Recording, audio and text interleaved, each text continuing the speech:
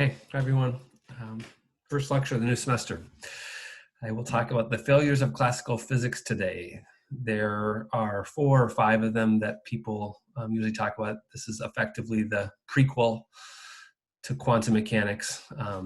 I'll talk about 2 of the classical failures, blackbody radiation and the photoelectric effect. You can read about these and some of the others in Atkins 7a. And these are failures. It's the wrong answer. You may wonder, why in the world do we discuss this? And there are 2 main reasons. The first is it will allow us to contrast the quantum and the classical world. Classical world is our everyday experience. The quantum world is very different. The second is that it will highlight some central themes of the quantum world, which will show up throughout the course. The first is that energy is quantized, and the existence of the wave-particle duality. I can't help but point this out too. Failures are great opportunities to learn things, and so when that happens, don't waste them, right? See if you can learn something new and grow. So with that, I'm going to start with some quick background about classical physics, right? Physics pre-1900. And the basic notion around 1900 was that physics and chemistry were generally well understood. People thought we knew most of the answers. And 2 important examples of that.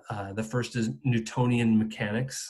Newtonian mechanics describes the motion of particles. They're extremely accurate at predicting the motion of macroscopic bodies like falling objects, celestial bodies. And there are 2 important consequences that come out of Newtonian mechanics.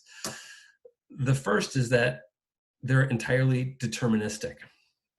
That is, if I have some initial set of conditions, I could calculate the position and velocity, say, of my falling pen at any time later. And this is all deterministic. If I know where it starts, I can calculate its position and velocity at any point in time given Newton's equations. The second is that there are no restrictions on the kinetic energy of an object. So, again, here's an example with my pen. If I drop it, it strikes the table with some amount of kinetic energy.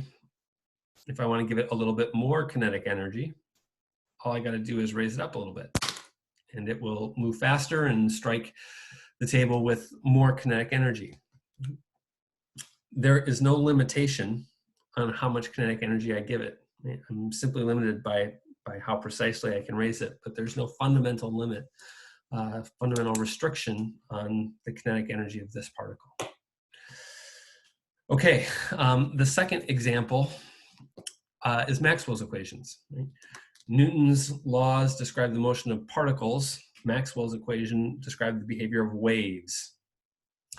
And specifically, Maxwell's equations are a unified set of equations which describe how electric and magnetic fields are generated by electric charges.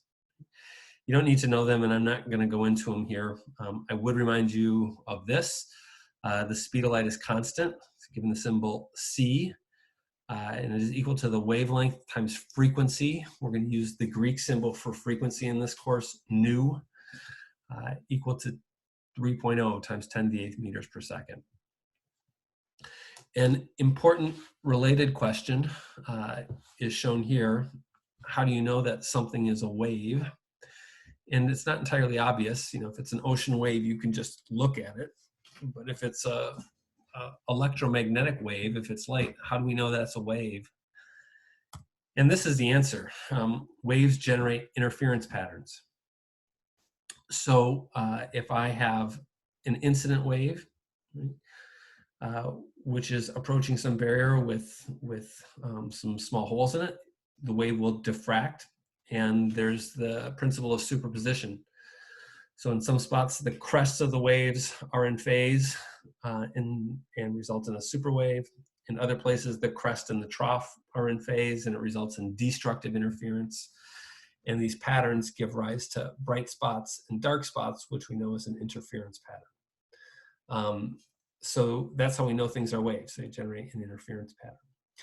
And in 1900, right, people thought this was basically it, right? This was what was going on. And the general view of the world was summarized by this guy, Albert Michelson. He's a very famous physicist. He invented something called an interferometer, the Michelson interferometer, which we still use today.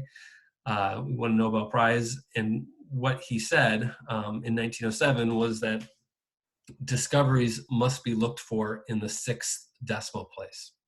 Right? That is, we understood all of the basic physics, and if we're going to make any progress, we're going to understand the 6th decimal place, right? That's sort of the amount that's left to be understood.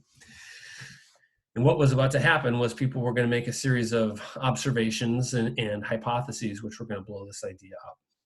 So I will stop here, and I will talk about those in the next lecture.